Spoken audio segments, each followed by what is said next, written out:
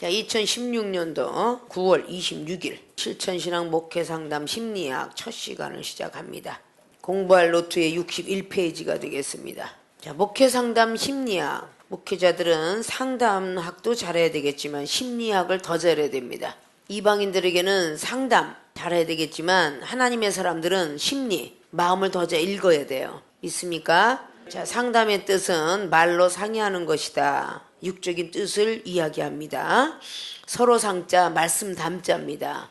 서로 말하는 말의 뜻이 바로 말로 상의한다. 그래서 육이라고 기록했습니다. 자, 말씀을 전하기만 한다. 이게 영적인 내용으로 기독교인들이 알고 있을 문법입니다. 기독교인들이 말씀을 전하기만 하는 것이다. 가르고 혼적인 마음이라고 이야기합니다. 이거로 사는 영, 아담의 영이라 한다. 이거는 늘 말씀드렸듯이 고린도전서 15장 45절 이하에 아담의 영은 사는 영이다 라고 말씀을 드렸습니다. 자, 심리는 마음의 작용 상태, 의식의 상태, 이거를 문법인 육적인 뜻으로 말할 때에 심리, 마음 심자, 이치 리자입니다. 마음의 작용 상태, 의식의 상태를 육적인 뜻으로 놓고 기독교인들이 말할 때는 말씀을 받아들여 변해가게 하는 것이다. 그래서 영적인 뜻을 갖고 있습니다.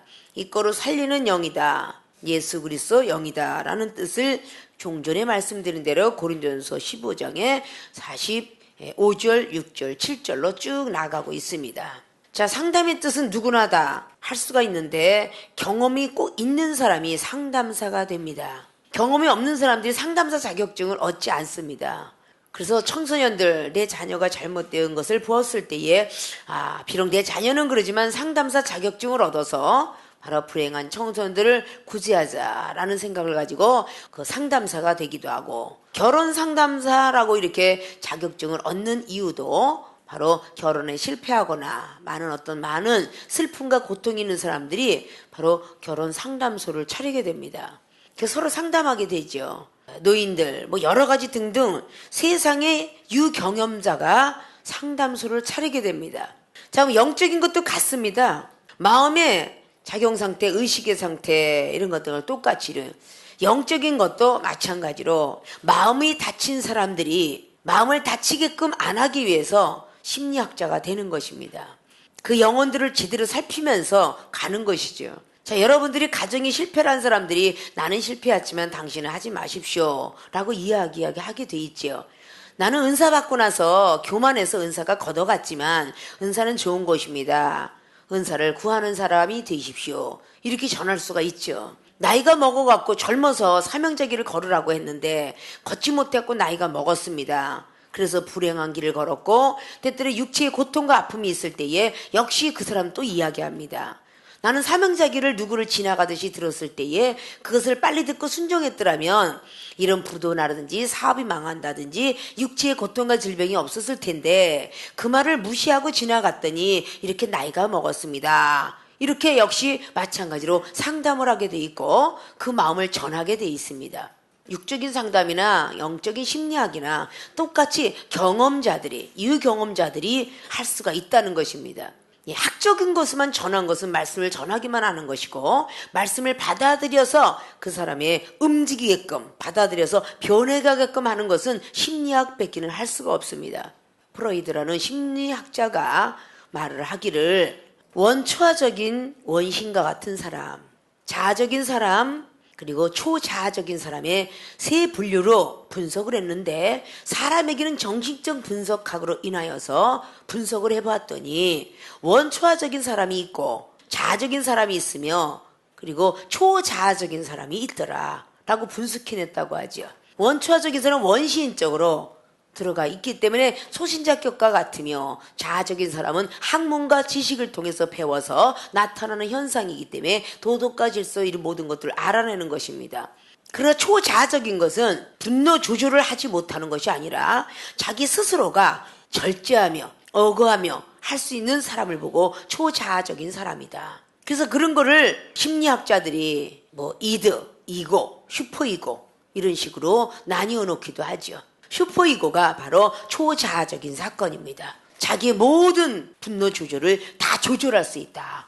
그래서 그게 우리 머릿속에 정신작용을 통해서 대뇌에 들어가 있는데, 정신작용은 생각과 감정을 지배하는 마음의 능력을 보고 정신작용이라 한다. 그럼 우리의 생각과 감정을 지배할 수 있는 이 정신작용 속에는 무엇이 들어가 있어야 되냐? 세상 학문이 들어가 있는 것이 아니라 성경의 말씀이 들어가 있어야 우리를 생각과 감정을 지배할 수가 있게 돼 있습니다. 화가 막 났을 때 하나님의 말씀이 기억나지 않는다면 아직도 그 말씀이 저장이 되지 않는 것입니다.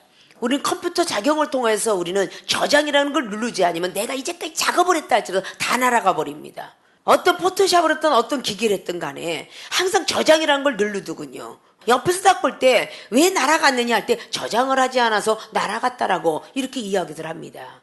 우리가 아무리 듣고 이런 걸 많은 것을 모음집을 했다 할지라도 저장을 하지 않으면 날아가 버리고 맙니다. 신학교에서 공부를 아무리 많이 했다 할지라도 여러분 머릿속에 지각작용 속에 알고 깨닫는 작용을 기억력 작용 속에 저장시켜야 될 것입니다.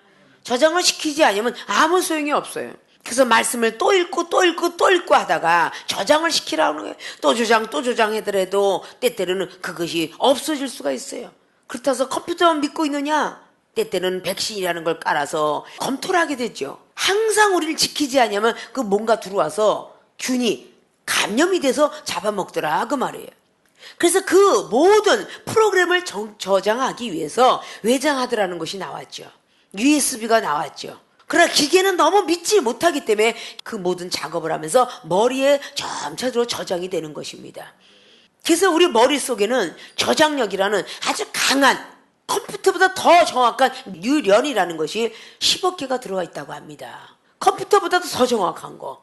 그가 우리 대뇌 속에 막 지각작용, 정신작용, 기억력작용 속에 가장 중요한 역할을 하는데, 사람이 말을 딱 듣고 고막을 거쳐 달팽이관을 거쳐서 바로 전달될 때가 바로 첫 번째 걸리는 데가 대뇌라고 합니다. 그 대뇌를 딱 거쳐서 정신적에서 분석을 해가지고 바로 전달해서 내려 보내는 것이 대뇌에서 손해로 전달이 되고 있습니다. 그때 손해로 전달되면서 보는 거, 듣는 거, 말하는 거, 모든 감각, 운동까지 전해지면서 활동적인 행동으로 변하게 돼요.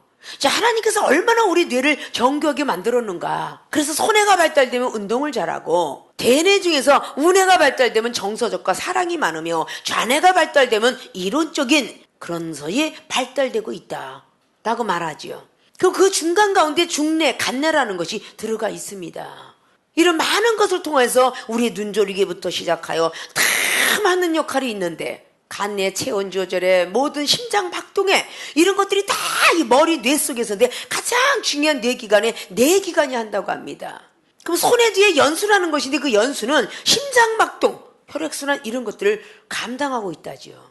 자, 머릿속에 이렇게 중요한 기관들이 들어가 있다고 합니다. 그럼 우리 머릿속에 그 모든 육체적인 것은 다 잘라서 핏줄을 이어놓고 뇌신경세포를 이어놓고 우리 머리 수술을 할 수 있어도 다 수술한 뒤에 기억상실증이 되었습니다. 이건 수술을 못하는 거예요. 이런 보이지 않는 세계는 의사도 할 수 없어요. 믿습니까? 하나님께서만이 할 수 있다라는 것입니다. 그러면 상담학은 우리가 배워서 하는 일이겠지만 심리학은 배워서 되는 게 아닙니다. 마음의 작용 상태를 읽어야 되기 때문에 성령을 부여받지 않으면 할 수가 없고, 생각과 감정을 지배하는 그 모든 능력들, 성령이 없이는 아무것도 할 수가 없습니다. 성령께서만이 우리 마음의 작용 상태, 의식 상태를 움직이게 만들어준다 그 말입니다. 믿습니까?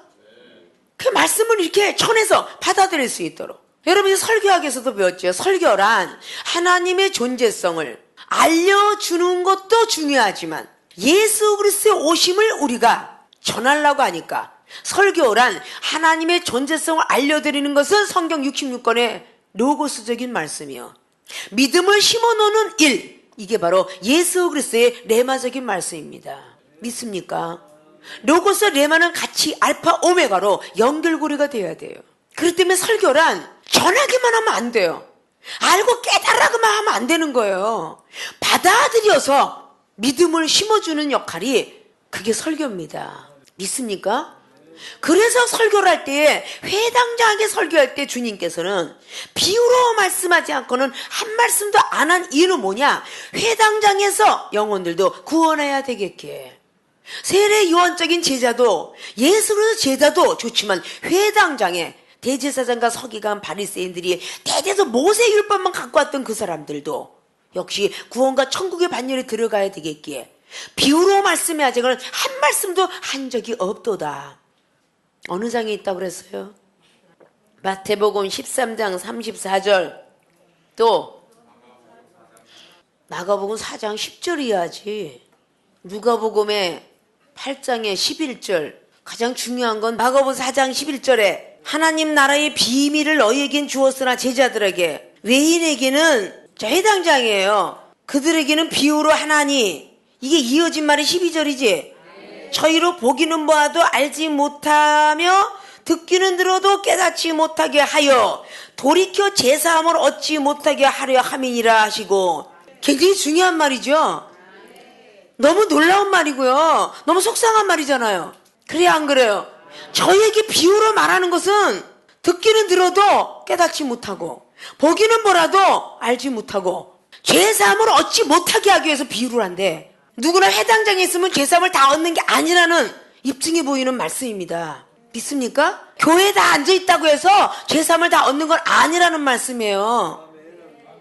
믿습니까? 왜 마가복음이 그렇게 있는가? 누가복음과 마태복음에는 다 깨닫지 못하게 하기 위함이라. 아니 깨닫게 해야 되는데 듣기는 들어도 보기는 보아도 그들이 얻지 못하게 하고 깨닫지 못하게 함이라. 영적 비밀, 하나님의 비밀을 너희들에게는 알려주었으나, 그러면 하나님 나라의 비밀을 교회에 와서 앉아있다고 다 아는 게 아니라는 거죠. 믿습니까? 다 아는 게 아니라는 거예요. 아주 놀라운 말씀이에요. 예수님께서 비밀을 회당장애가 얘기하는 거는 보기는 보아도 알지 못하고 깨닫지 못하게 하기 위함이다. 그리고 하물며 이 마가복음은 죄사함을 얻지 못하게 하기 위해서 비유로 말하노라. 대단히 놀라운 말이죠. 그러면서 나오는 말이 길가에, 바위에, 그리고 가시던 물에, 그리고 옥토밭에, 이렇게 네 가지 비유가 나와요. 말씀의 비유가. 항상 이 사복음에서 삼복음은, 공간복음은 항상 그렇게 길가에, 바위에, 가시던 물에, 옥토밭에, 이 네 가지 말씀의 비유가 나옵니다. 이사야 6장 말씀이 이스라엘 백성들 하나님 믿지 안 믿어요? 믿잖아요. 근데 이사야 보고 뭐라 그랬어요? 너는 가서 복음을 전하라. 근데 이사야 6장의 9절 이하로 뭐라 그래요? 그들이 네 말을 듣고도 깨닫지 못할 것이며 보아도 알지 못할 것이며. 그 누가? 하나님이 내가 그랬느니라. 믿어요 안 믿어요? 하나님이 그렇게 만드신대. 깨닫게 하는 것도 하나님의 은혜요, 귀로 듣게 하는 것도 하나님의 은혜요. 그럼 세계로 신학교가 하나님의 은혜야 아니야? 믿습니까?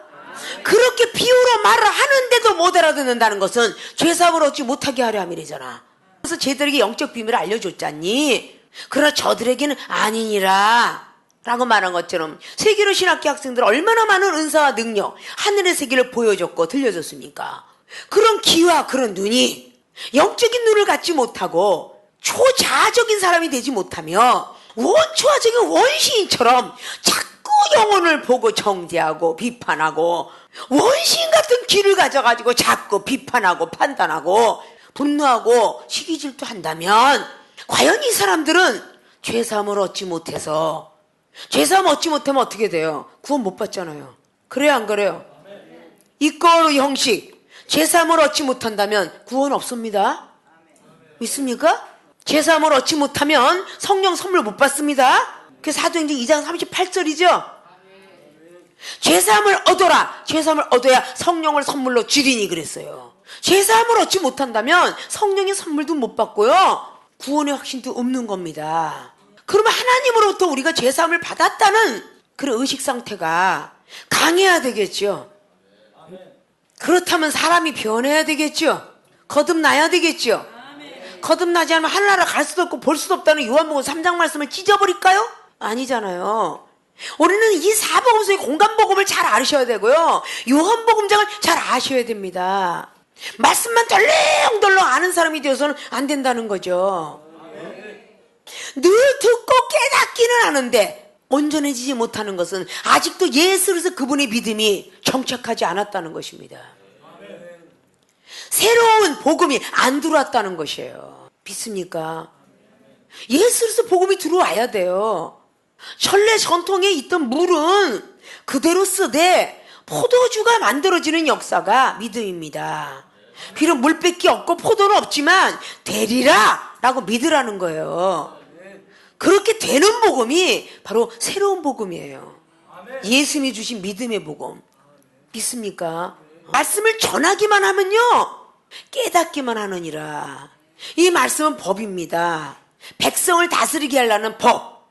그래서 헌법이에요. 믿습니까? 출애굽기 24장에 12절로 기록한 것처럼 이 법은 이스라엘 백성들을 가리키기 위해서 만들어 놓은 게 율법이에요. 그래서 말씀은 법이에요. 이 말씀은 죄를 깨닫는 거예요. 죄를. 믿음이 온전케 될 수는 없어요. 아무것도 온전케 할 수 없나니.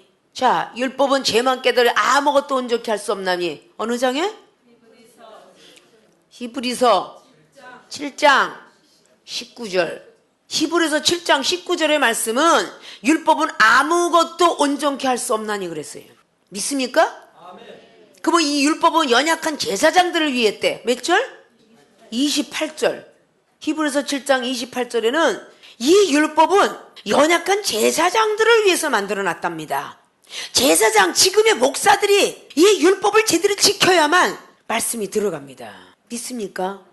연약한 제사장들에서 만들어 놓은 거예요. 자, 그럼 율법은 깨닫기만 하나니 믿음을 온전케 할 수 없나니. 어느 말씀? 로마서 3장 19절부터 20절. 율법은 죄만 깨달을 뿐이지 믿음을 온전케 할 수는 없습니다. 믿습니까? 우리 이런 구분을 알아야 돼요. 성경 말씀이 전하기만 하는 것인지, 내가 전할 때 저 영혼을 받아들이면서 막 깨달으면서 은혜 속에서 눈물을 흘리는지, 거듭난 생활을 하는지, 바른 생활을 하는지, 이걸 볼 줄 알아야 돼요. 그게 목회자가 해야 될 일이거든요. 믿습니까? 왜 새로운 복음이 2000년 전에 왔는데 아직도 모세 율법이 그대로 있느냐고 말이죠. 지금 많은 제자들의 모세 율법이 그대로 있다는 겁니다.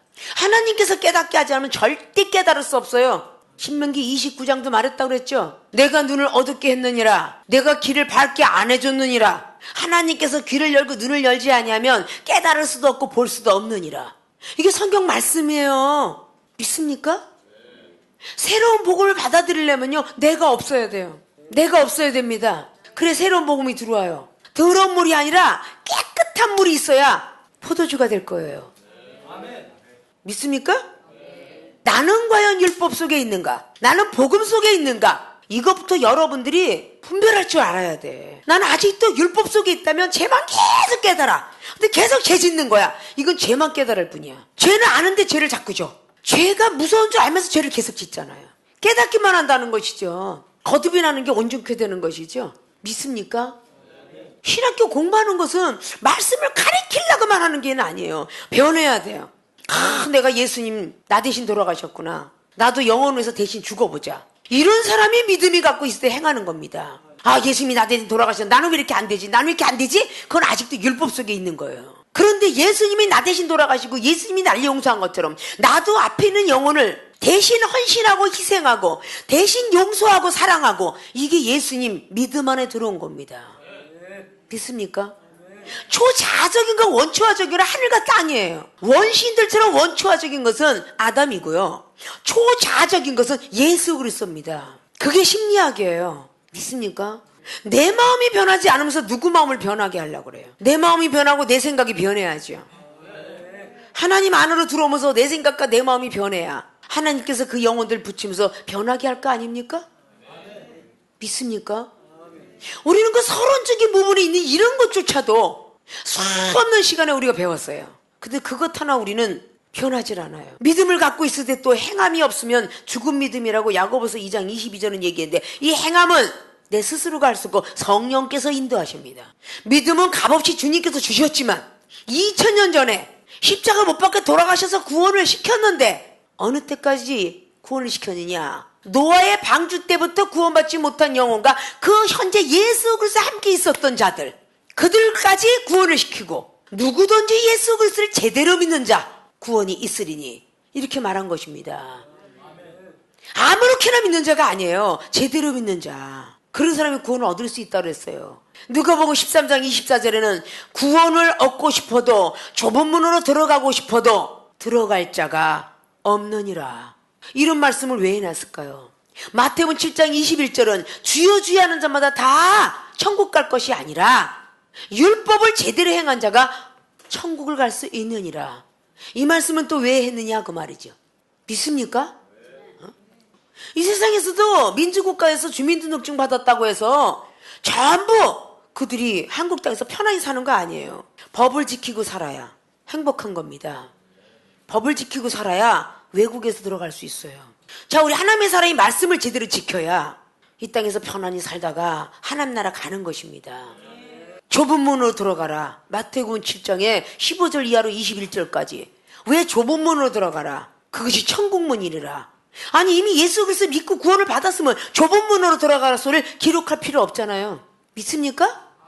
디모데후서 3장에 15절 이하 있을 필요 없어요. 이 성경 속에는 구원에 이르는 지혜가 있느니라. 이거 있을 필요가 없어요.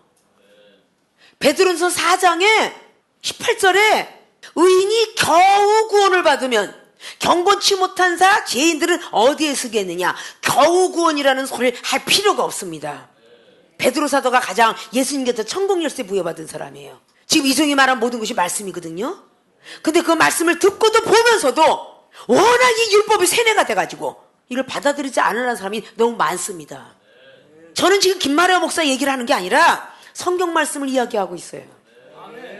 믿습니까? 근데 그거조차 받아들이려고 하지 않아요. 왜냐? 주의 종들이 그렇게 다 말을 해놨기 때문에. 고린도후서 3장 말씀에 사도 바울이가 뭐라 그랬어요? 너희들은 아직도 율법의 수건이 벗겨지지 않았도다. 그 율법은 돌에 새겨진 것이요 주님께서 주신 예수 그리스도의 그분의 율법은 신비에 새겨졌노라. 마음에 새겨졌다라고 합니다. 마음으로 받아 의에 이르면 입으로 시인하라. 로마서 10장 10절 말씀 믿습니까? 친구 따라 강남 간다 그러죠. 친구가 미안해서 교회 간 사람도 구원이 확신이 있을까요? 자, 여러분 잘 생각하셔야 돼요. 친구의 밥 사주는 게 못 이겨서 교회 가서 앉았어요. 말씀은 도대체 안 들어와요. 그런 사람에게 과연 내가 지금 교회 와서 앉아 있으니까 나는 구원받았어, 나는 천국 가는 건 당연해요, 영생길 가면, 이렇게 말하는 사람이 있나요? 아닙니다. 교회 와서 앉아 있다고 해서 구원의 확신이 있는 거 아니에요. 구원의 확신은 내 영혼을 주께 맡긴 사람에게 구원의 확신이 있는 겁니다.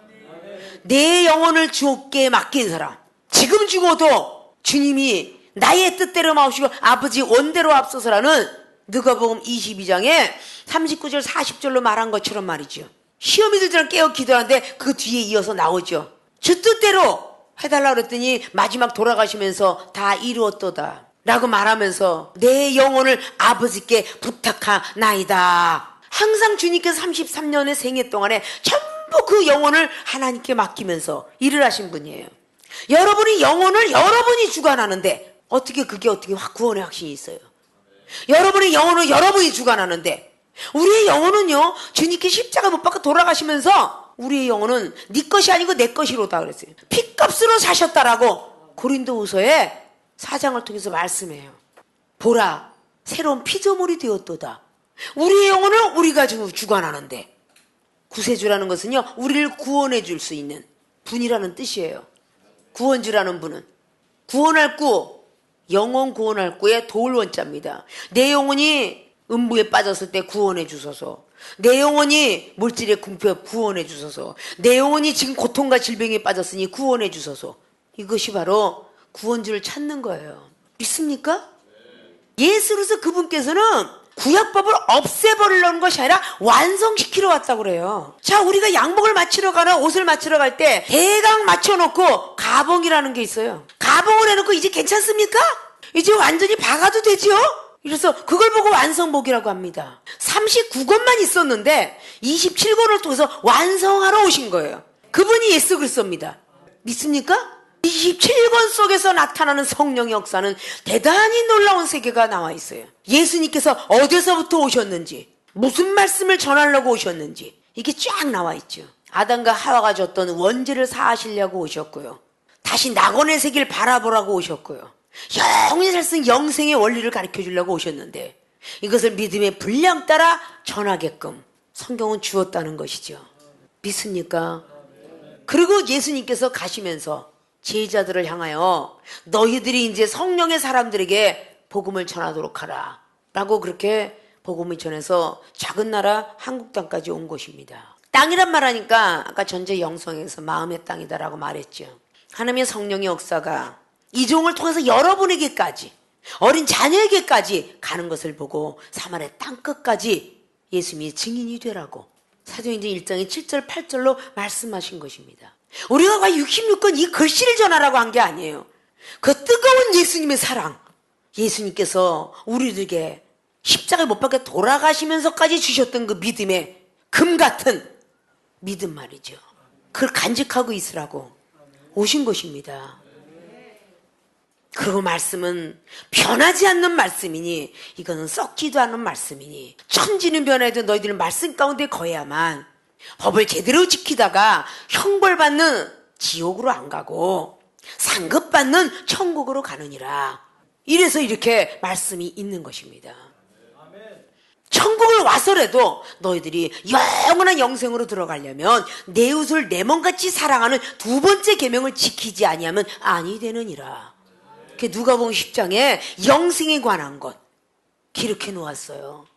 천국만 간다고 해서 영생을 다 들어간다는 말씀이 또 없습니다. 믿습니까? 영생은 내 이웃을 내 몸같이 사랑해야 돼만 영생이라고 그랬어요. 첫째 계명은 하나님을 마음을 다하고 뜻을 다하고 힘을 다하여 목숨을 다하여 하나님을 사랑하는 게 첫째 계명이지만, 내 이웃은 내 몸처럼 사랑해야 된다. 내 몸에 칼이 베어졌고 내 손가락이 하나 떨어져 나갔으면 떨어진 손가락을 주워서 병원으로 향하여서 꼬매러 갑니다. 믿습니까? 내 손가락 하나 떨어지는 기분으로 영혼 하나 떨어져 나가면 그걸 주워서 꼬매달라고 병원을 가는 것 같이 이렇게 사랑해야만 내 이웃을 내 몸같이 사랑하는 거예요. 최선을 다해서 꼬맸는데 마비가 되는 것은 병원도 어쩔 수 없어서 그러나 손가락 달린 채로 마비된 채로 다니지 않습니까? 믿습니까? 우리가 해야 될 일은 바로 최선이라는 것이에요. 하나님의 말씀은 살아서 운동력 있다면서, 여러분이 말씀을 가진 종이라고 하면서 저 상대방의 마음도 뚫지 못하고 뜻도 감찰하지 못하고 관절 골수도 찔려서 쪼개지도 못하고, 과연 그런 사람 보고 말씀을 받았다 할 수 있겠습니까? 말씀은 메스, 수술하는 칼입니다. 유리가 들어가 있으면 유리를 빼줘야 되는 그것이 칼입니다. 마귀 같은 마음, 시기와 질투의 마음, 비판과 판단의 마음, 이런 게 들어가 있으면 말씀으로 쪼개서 그걸 빼줘야 되겠죠. 그래야 영혼을 사랑하는 것이겠죠. 그런 자만이 영생에 들어간다고 했습니다. 믿습니까? 다 축복의 소리만 좋아합니다. 칭찬에 익숙했어요, 귀가. 믿습니까? 이 귀가 칭찬에 익숙했어요. 세계로 신학교 학생들만이라도 그러지 말라는 거예요. 제대로 성경이 열려야 되고 제대로 성경을 알아야 될 것입니다. 믿습니까? 30년 동안 각 교단을 초월해서 집회를 다녔고, 또 부흥 강사님들이나 목회자들님들이 200명이 된다면 그 많은 목사님들이 2,000명, 2만 명도 다루고 있다고 한다면 수없는 분들을 지나갔습니다. 율법 속에서 벗어나고자 하질 않습니다. 세례 요한은 구약의 율법을 가르쳤어요. 27권이 탄생되기 전에 그러니까 가르쳤습니다. 그러면서 추천을 했죠. 내 뒤에 오시는 이는 내가 힘들매도 감당기 어려우니 사랑하는 내 제자들아, 불로 성령의 불을 가지고 올 바로 나자렛 동네에 계시니 그분을 찾아가라. 이게 세례 요한적인 복음입니다. 믿습니까? 내가 없으면 나보다 더 큰 이에게 물어라. 그럴 줄 알아야 되는데, 일만 스승이 많다는 뜻은 뭐냐? A라는 집사가 B라는 전도사나 준목과 목사에게 상담을 걸어왔을 때에 거기서 완전히 결론을 내려준다는 거죠. 그게 일만 스승입니다. 나보다 더 높은 이가 있으니 나는 여기까지만 설명을 하는데, 나보다 더 높은 당회장, 나보다 더 높은 총장님, 나보다 더 높은 총회장님이 있으니 거기다 한번 의뢰해볼 수 있겠니? 이러고 추천한 사람이 없다는 겁니다. 자기 손에서 다 자른다는 거죠.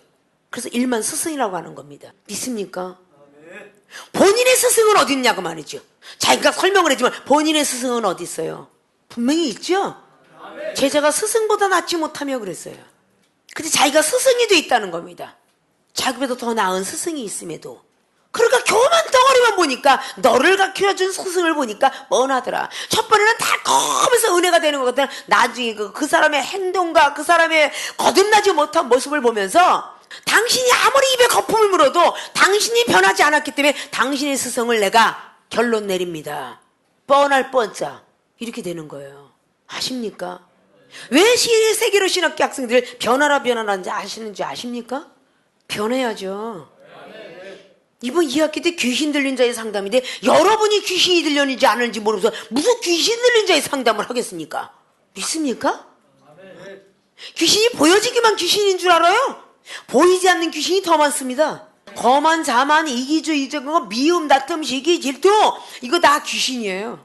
비판, 판단, 막 용서 못하는 거 이거 다 귀신이에요. 아십니까? 자기가 그것도 빼지 못하면서 누구에게 귀신 들린 것을 해주겠다고 하느냐. 그걸 좀 아셔야 돼요.